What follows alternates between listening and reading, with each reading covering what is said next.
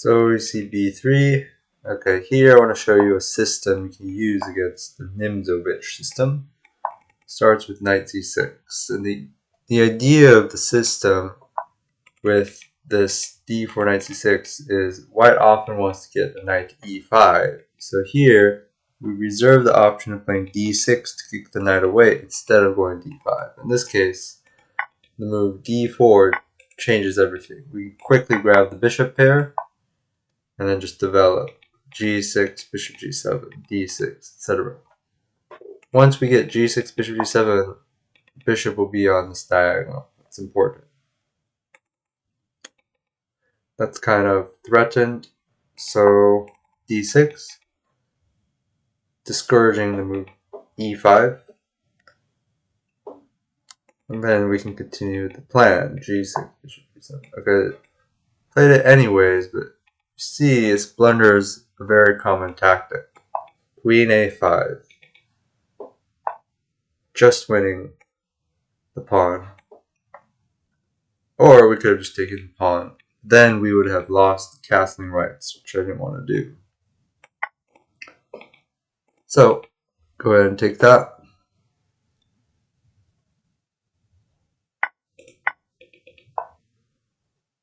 And, okay, knight c3. Maybe they want to go here. That's the Jababa idea. We're going to prevent that. That we don't want to see. We don't want to see knight b5. Okay, that, not scary.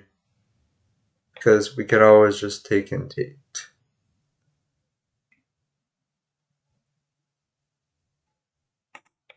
So one move is here, the other move is here. Here with e6, the idea is bishop b4. But I want to get my bishop outside the pawn chain first. I think bishop f5 is accurate, striving for accuracy here. I don't fear it takes because we can always just take back. And the pawn on a6 will still hold the knight b5 idea. And this pawn is still doing the duty, stopping knight b5 or bishop b5.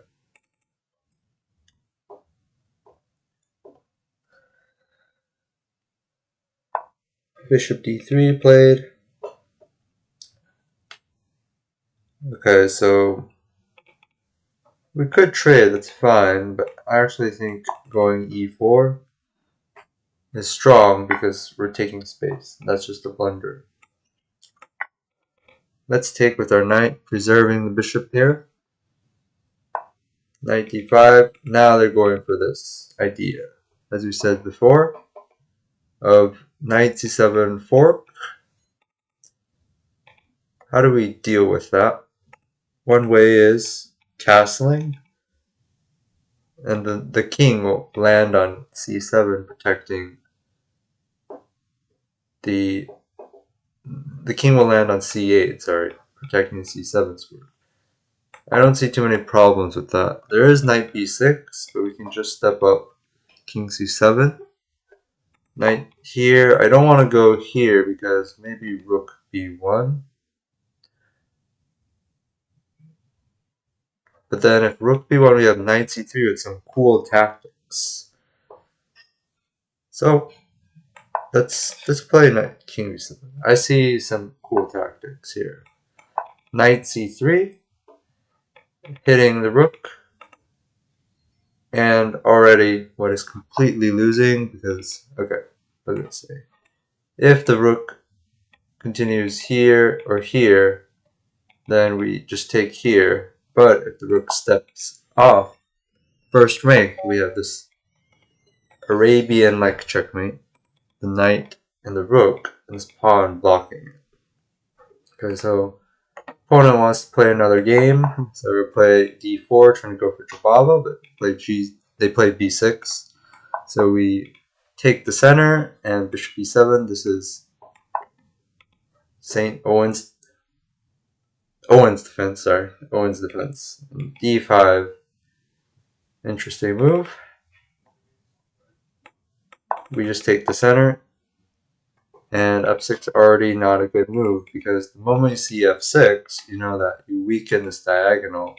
So here queen h5 checks the king. If g6, the pawn is pinned to the rook, so bishop takes g6. King d7, okay, now we're just up a pawn and completely winning, so knight f3 is a nice developing move. And okay, that's not a good move because now our knight comes in. And it's hard to find a good place for this king. Okay, I can see several good moves. Queen f5, king d6, and knight f7 wins the queen. Is there something better? Queen g4, queen h3, queen f5, bishop f7. This must be one of the best ways. I don't see immediate checkmate. But one thing we can do is also bring out the bishop to f4. Either case, knight f7 is a solid choice. After king c6, take with some more attacks.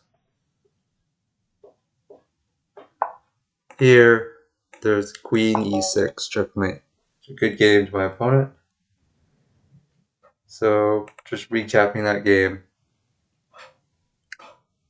Alright, this game is fast, so I'll recap it first. This one is called the Owen's defense. And a lot of people here continue e6 with some knight f6, bishop b4, and d5. And it's not really a good opening.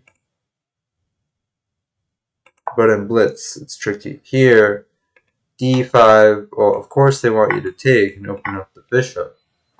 So if you just push, you gain space, you stop the knight from coming to f6, and you can develop your pieces easily. So I went e5. Could also play knight c3, but after takes, again, you're opening up the scope for the bishop. Could already be moves like f5, and if the knight moves, you lose your pawn. So I generally wanted to avoid that. f5 might not work here. According to the engine, there's takes, knight f3, takes, bishop c4, trying to go for checkmate. Apparently white is better. But it's hard to see that. And in any case, e5 is one of the most principled approaches, so f6 already losing, weakening the diagonal. The rest is simple. Notice after g6, bishop takes g6, you can't take because you lose the rook, so the opponent went king d7. Okay, so instead of f6, what should the opponent have played? Probably move like e6, getting at the bishop and playing for f5. So one line might have been knight e2 and c5, c3, knight c6,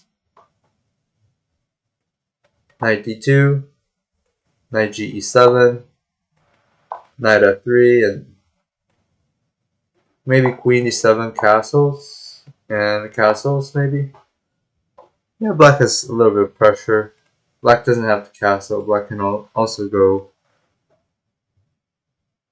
either knight f5 or knight g6. Say knight g6, knight g3, bishop e7, castle this way.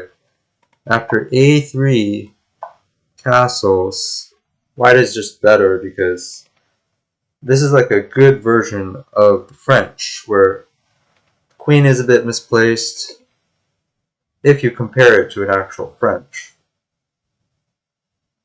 Actual French would be something like But I'll play out the moves. E4, E6, D4, D5, E5, C5, C3, advanced variation, which mirrors what we kind of had in the game. Knight 6, Knight F3. This Queen B6 idea.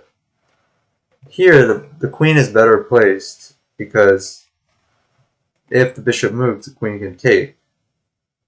So the main line continues A3, C4, Knight BD2, Knight A5, Bishop E2, Bishop D7, castles, Knight to E7, Rook B1, Queen C7, Rook E1, H6, Knight F1, castles. That's an interesting position where black can really just launch an attack here. Going H5, H4 maybe. And also black is clamping down on the square. This is a better version of what we have here. In this case, feels like queen is misplaced, not exerting pressure on the center, so it's just a better version for white. After queen h5, g6, I mean, there's just nothing black can do, but taking already accelerated black's demise after knight e5. Knight is in optimal position to attack. King e6, check, knight f7, takes.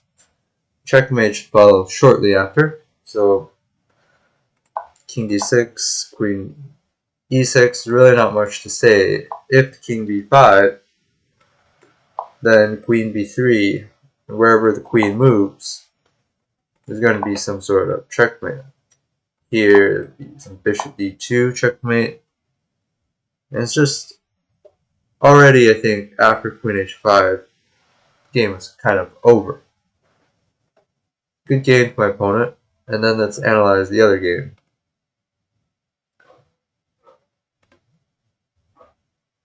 Alright, in this variation, B3 is called the Nimzo bitch, also known as Nimzo Larsen attack. The goal of this is black aims to play this kind of structure with knight f3, d4, and get a bind on the dark squares. So knight f3, e6, and white is just aiming for the e5 square in all these lines.